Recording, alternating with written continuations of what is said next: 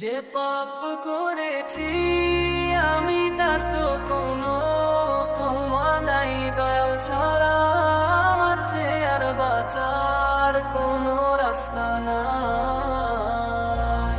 না পড়িলাম কালেমা নামাজ, না রাখিলাম রোজা, খাইলাম দাইলাম ঘুরলাম ঘাড়লাম, সবই হইল কাজা।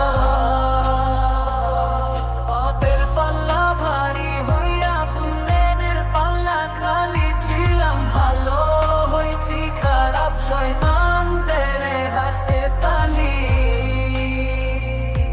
আজকের মরলে কালকে 2 দিন আগে তো আর বুঝি নাই, বুঝতে পারলে আমি কি আর পাপের পথে পা বাড়াই।